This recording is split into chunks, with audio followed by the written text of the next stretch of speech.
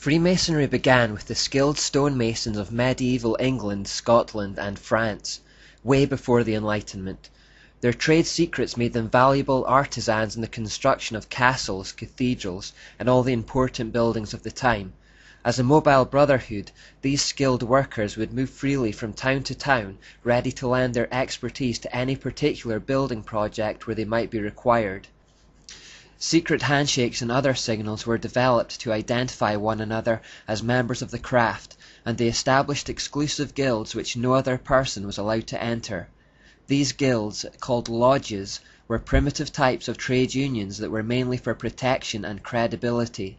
Secrecy within them was necessary in order to monopolize and control the knowledge of the craft. You see, if everyone knew how to do their job, these skilled workers wouldn't be as highly sought after, and this would have an impact on the amount of work they were given and the kind of fees they could command. So even at this relatively innocent stage, we see them trying to control information flows to retain power. Scottish Masons in particular were known to have developed passwords and secret handshakes by the 17th century, and this kind of thing soon spread throughout all the lodges. This wasn't unique to the stonemasons either. Secrecy was commonplace in all types of medieval guild in those days. It was knowledge of a specific skill or craft that gave people prestige and earning power, so they all tried to protect what they knew.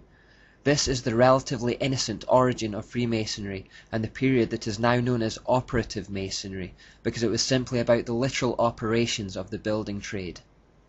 As early as the 14th century, however, we start to see sinister glimpses that these lodges had begun to associate on some level with Nimrod.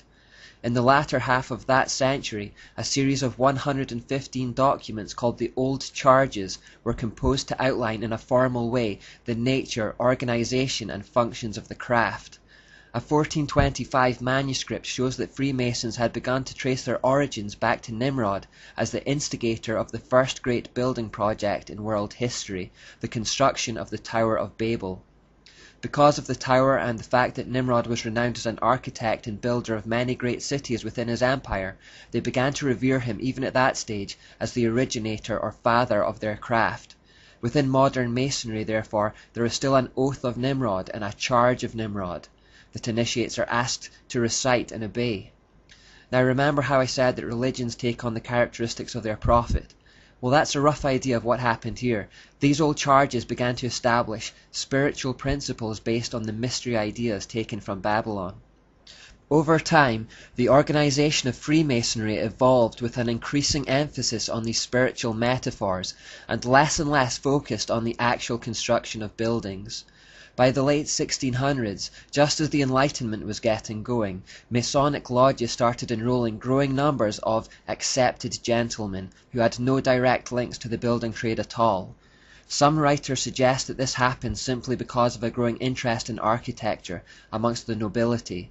The truth is that there was a growing conviction amongst the populace that these Masonic lodges, with all their secrets and symbolism, were starting to harbour truths handed down from ancient civilizations, and by joining them they may be able to get ahead in the world.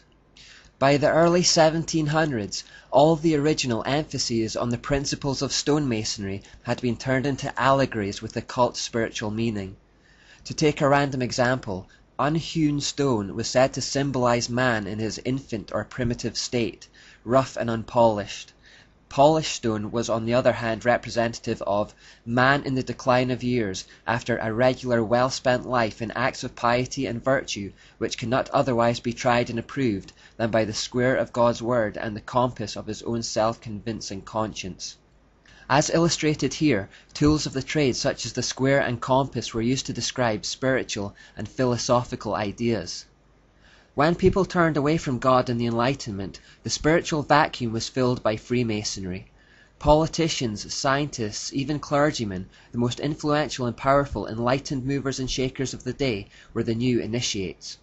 Freemasonry stopped being about the operative building trade and instead became what's referred to as speculative, because it had nothing to do with the physical building trade anymore and did instead speculate as to the true spiritual meanings behind the original symbols.